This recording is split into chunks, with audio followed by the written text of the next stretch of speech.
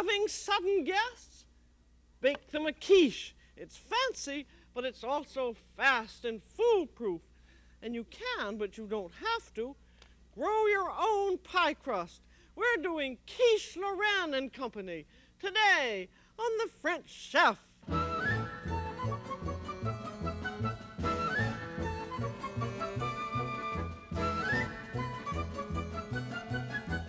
The French Chef is made possible by a grant from the Polaroid Corporation. Welcome to The French Chef. I'm Julia Child. These are quiche. They're open-faced French tarts made out of cheese or spinach, or they're wonderful for lunch with just a salad and a bottle of wine. And the wonderful thing about them, too, is that they're foolproof and they're fast. It's just eggs and cream and flavoring baked in a pastry shell. And you don't have to make the pastry shell. You can buy it ready-made, like this one, or you can make it yourself and use the electric mixer and really go the whole hog. So I think that's one of the great things about them, that they look so attractive and that you can do it very fast, either in a bought shell, or you can have the experience of making a great French pastry dough yourself.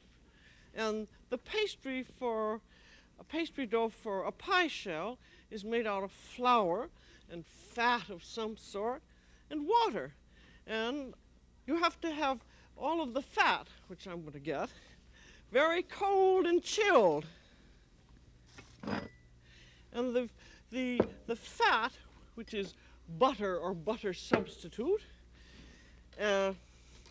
makes the pastry shell very tender and flaky, and the water just holds everything together into a dough.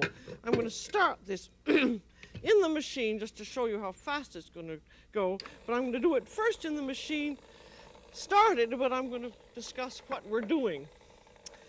Now, the proportions that are for this dough, they're going to make 2 8-inch pie shells. And I have in this bowl 1 3/4 cup of flour and 1 teaspoon of salt and a little pinch of sugar for color.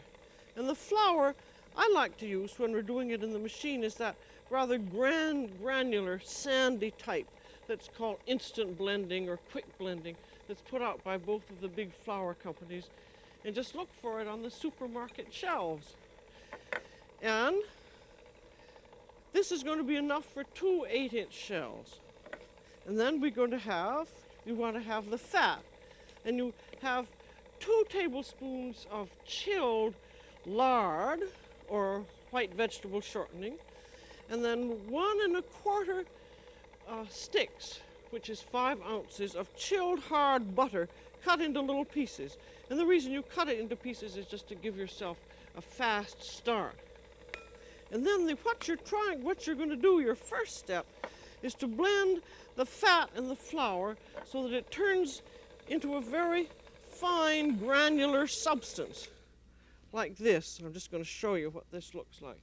You see, that's the fat and the flour have been blended together so that it looks like a rather coarse meal. And you want to stand right over your machine when you're doing it. You can do it in a table machine, or you can do it within a portable electric machine. But stand right over it, because you don't, under any circumstances, want it to mass up. It's to stay cold, and that's why you start things chilling. And the fat in that was 1 1/4 sticks of butter and 2 tablespoons of shortening of some sort and 1 3/4 cups of flour. And then you have 1/2 cup of chilled water that goes right in all together into your machine. And you just let that blend until it's just massed together. This again, see, this has been very cold, so it takes it a little while to mass together, but there it's massed. So immediately stop, and out it comes. Now see, that's tremendously fast. That was, heavens, maybe 2 minutes at most. And I think the reason the machine is good is that you can get into terrible trouble if you soften your fat and the flour too much, that means that you can't get the water in. And by using the machine, you're not getting your hot hands into the dough.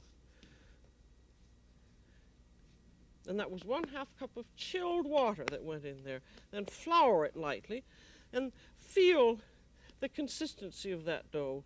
You see, it's a little bit, it's soft and pliable. And as I've always says, I can't think of another simile. It's rather like a little baby's bottom. It has that lovely feeling to it. And that's how you want it to be. And then you wrap it up in wax paper, and it has to chill and rest, both chill and rest. You want the butter to congeal again. And then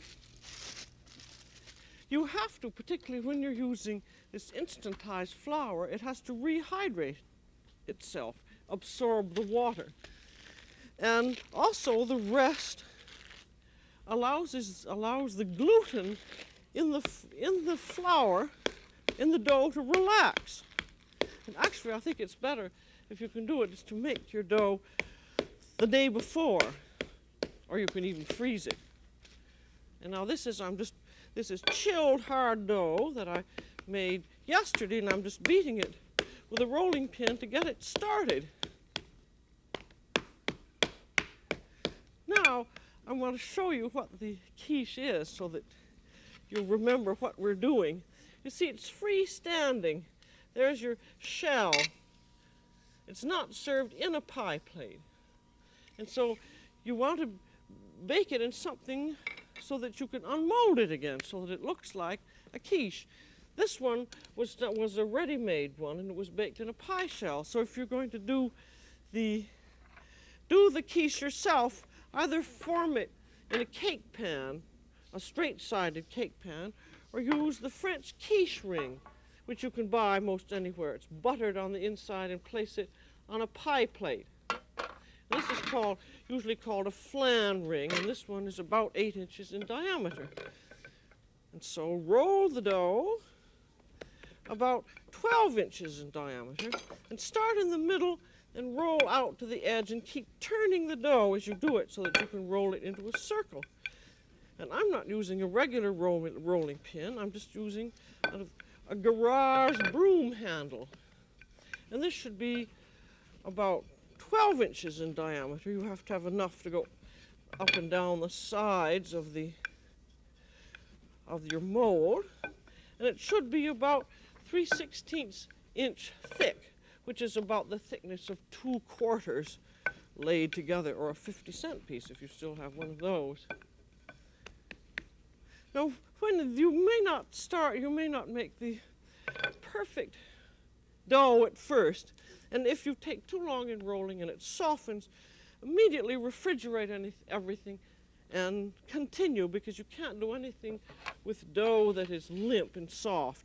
And then you see I folded it into quarters, and then center the point in the middle of your pan or mold, and then unfold the dough around it. And then we want to make the sides a little sturdier, so you lift it up the edge of dough and push it down with your fingers to make this, could have a little more dough in the sides of the ring.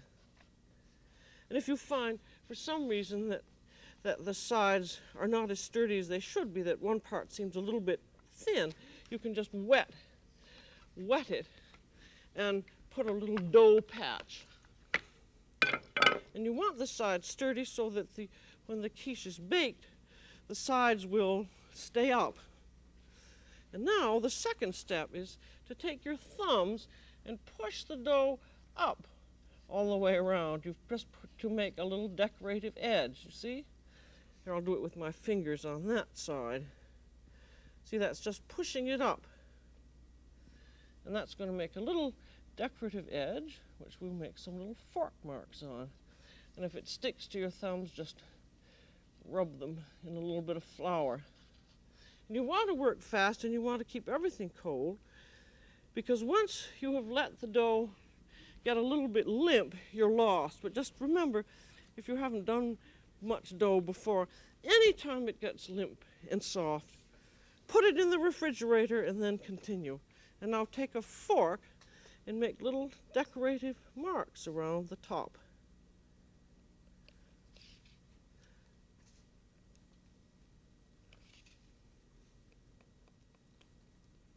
I think if you've never made dough before, you're a little scared at the idea.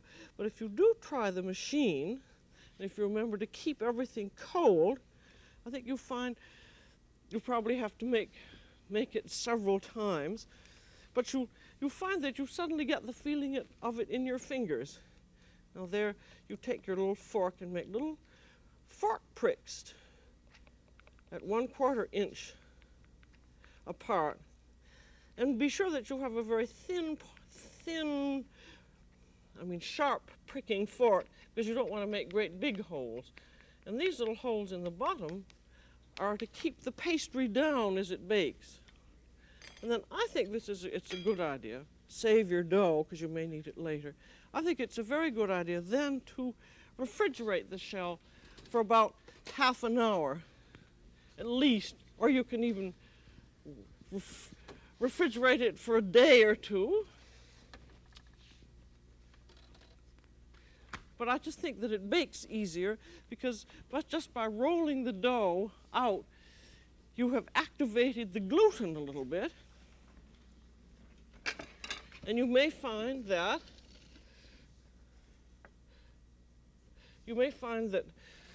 the shell won't bake terribly easily.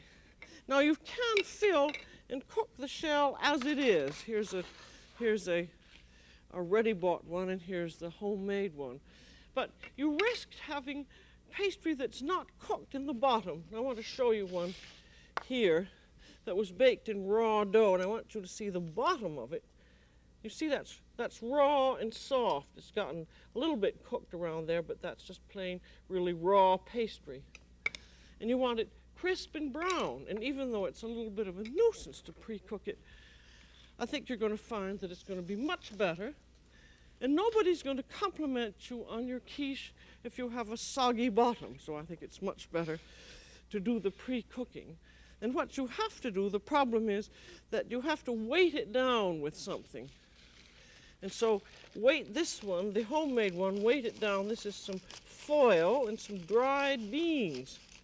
And you push the foil right up against the sides all around, and be very careful that it goes all around the sides. And the foil and dried beans you can keep for years. I've had these beans, some of them even came from Paris, from when we lived there. But you see that's thoroughly pushed on. And for the ready-bought shell, follow the directions as to what they say. In this one it said prick it all around, and then put an extra little aluminum pie plate on top.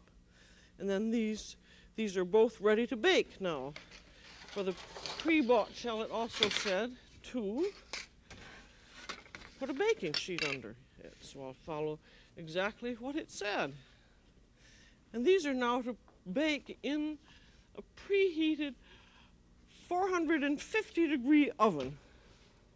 And I'm putting them in about the lower middle and the middle. I'll have to put that one up.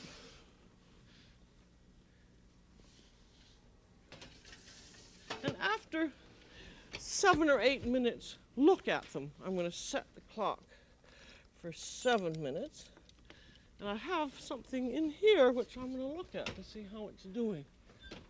Very nicely. And then while those shells are cooking, we'll do the filling. But I want you to see the shells when they come out partially baked so that you know what problems, if any, there are.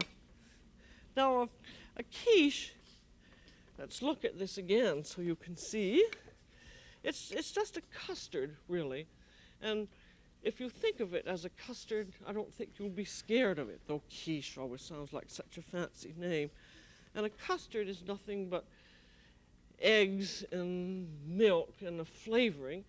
And when you put it in the oven, it sets lightly, like this. I'll just cut a piece off of that. You can see that's a lovely, just a cheese quiche, and a very nice one. So I'm going to start in with the mother of all quiches, Quiche Lorraine. And that is a mixture that has a bacon flavoring. It's bacon and cream and eggs. And This is the all-purpose quiche mixture. You start out with 3 eggs. They're part of the egg on the counter. There's 2 eggs and 1, which makes 3. And then you have, I better put on my glasses so I can see them. Well, I can't. Liquid that comes up to, along with the eggs, up to 1 1/4 cups, about between 1 1/4 and 1 1/2 cups.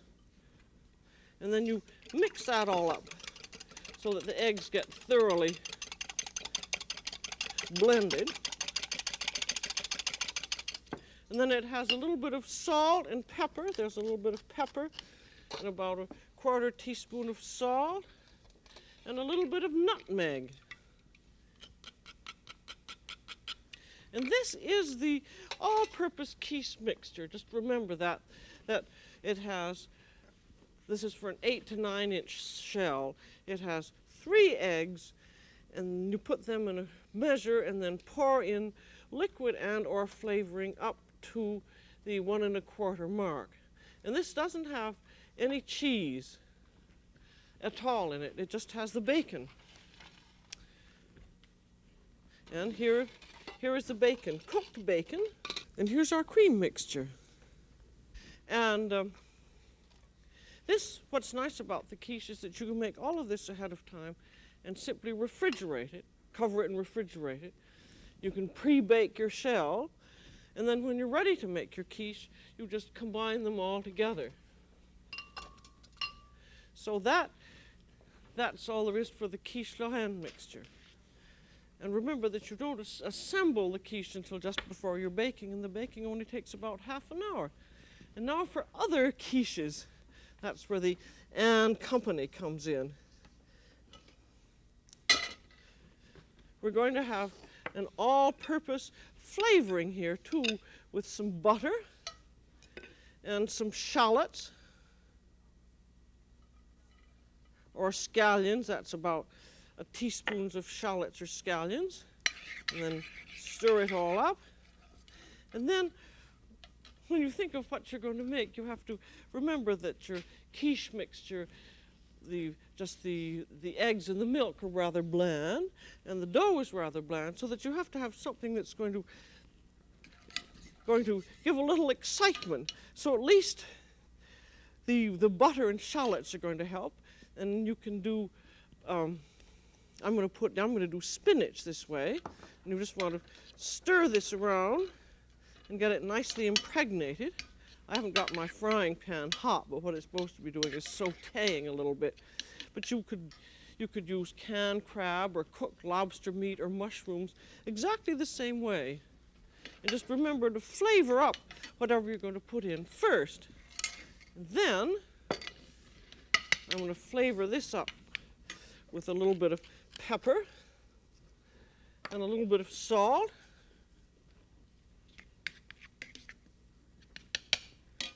And this would also have a little bit of nutmeg. I've got about ½ a cup, ½ to 3/4 of a cup of spinach here. And it's also nice for leftovers too. And now we have our all-purpose mixture. Again, they're the 3 eggs, there are 2 of them. And the third one.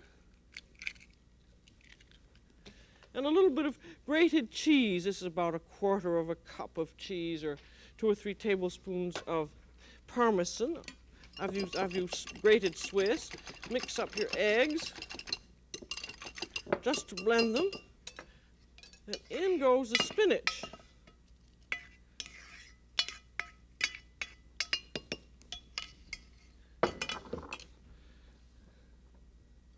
And this again can just be covered and refrigerated, mixed up. Needs a little bit of cream.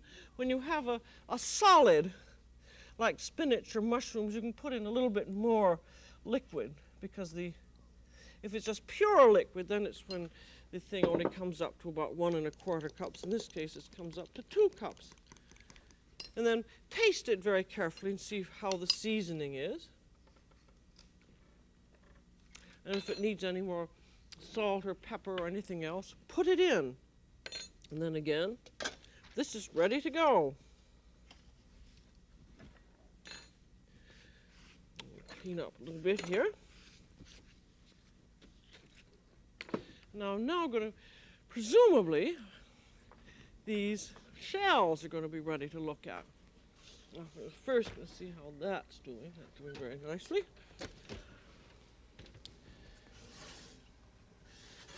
I just want you to see how they look.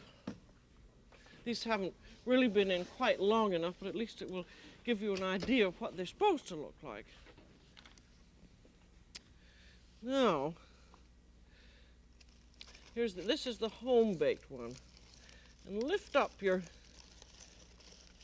foil and beans. And you see that's still soft. And if by any chance it might be that the sides had begun to sink down, it's still soft enough so you can push them up. Or if you've left it in a little bit too long, you can patch it with a little bit of raw dough. Prick it again and put the foil and beans back in again, and then leave it in the oven until it has set. And here's this one hasn't quite set either. But just keep looking at it, and usually it depends on how thick it is. It's usually 10 to 12 minutes, and it's done when one has begun to shrink just very slightly from the pan and just to show a slight bit of coloring. And these, again, you can do ahead of time. Here they are already done. And as you can see, with that, it has just begun to shrink. Begun to shrink, yes, a little bit. So that's done in a very, very slight coloring. And these you can wrap and freeze. You can get, that's what's so wonderful. You can do everything ahead of time. I'll put the quiche Lorraine in here. And here's about 6 pieces of cooked bacon, which I'm going to crumble in the bottom of the shell.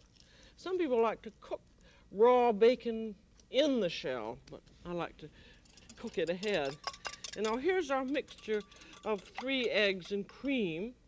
And pour that in, and be very careful that you don't overfill the shell. It's better to underfill than overfill. And that's just about right there.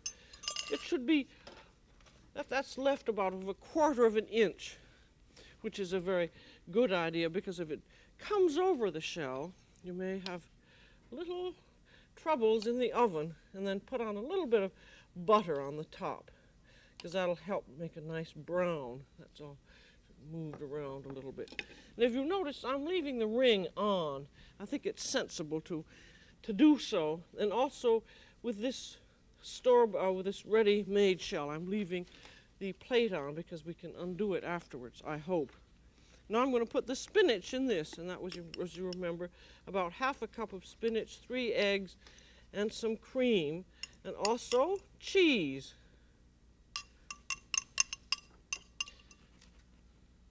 Because this is going to puff up when it cooks, and that's one reason that you don't want to overfill. And I baked one of these ready-made shells. I pre-baked it. I'm putting on a little cheese on the top here. I pre-baked it, and then for the final baking with the filling, I baked it without this little protective shell on, pan on, and it sort of collapsed. Now, these are, you fill them just at the very last minute, and in they go to a 375-degree oven. And they'll take about 1/2 hour to bake.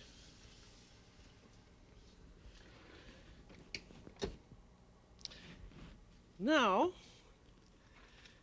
we're going to see how our ready ones are, and I hope that they're baked exactly right. As you see, one is, if you have 2 of them, one is in the upper middle and the other one is in the middle level.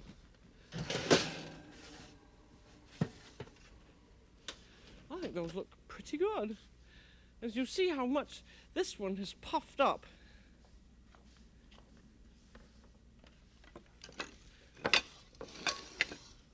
And when it's not done until it is actually puffed about like this, is the Quiche Lorraine. That's the one that just has the bacon flavoring, is the one that puffs up the most. And this is the quiche aux épinards, or the spinach quiche, which usually doesn't puff quite as much. Now they're ready to unmold. We'll unmold the Quiche Lorraine and have a flexible spatula and just slide it onto your plate. There's that one. And now, presumably, this is supposed to come off. I hope so. I had a friend who just did one the other day. She said it came off very nicely. Because you certainly want to serve them freestanding. Yep, that is going to come out very nicely. Yep, fine. That's much better. It's much better cooking it in the pie plate than not. This one, if you can see, this one collapsed quite a bit because I didn't keep the pie plate on. So in other words, this has worked very nicely. And then you can serve these warm or hot. And if you want to hold them, keep them in a sort of a warm oven, and they'll stay warm. But don't let them dry out in the oven. They'll stay puffed for a good 10 minutes in the oven with the turned off oven with the door ajar. Now I'm going to serve them. And here is the Quiche Lorraine.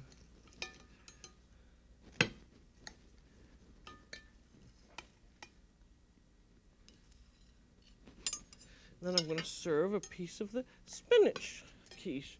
And the spinach quiche is with the boughten pie crust. I must say it turned out very nicely. There you are. And a little salad of tomatoes and lettuce is really all you need, plus a bit of white wine, like a nice Rhine wine. Now, a quiche looks very dressy, and it smells wonderful, and it's absolutely delicious. So never tell anyone how fast and simple they are to make. And then, next time you have sudden company, keep yourself wrapped in mystery, and to everyone's amazement, serve up a quiche. That's all for today on The French Chef. This is Julia Child. Bon appétit!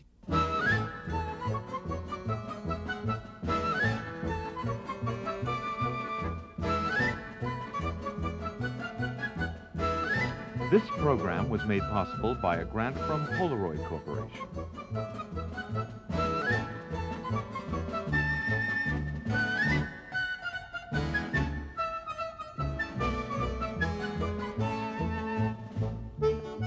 Julia Child is the author of From Julia Child's Kitchen, which includes the recipes from this program.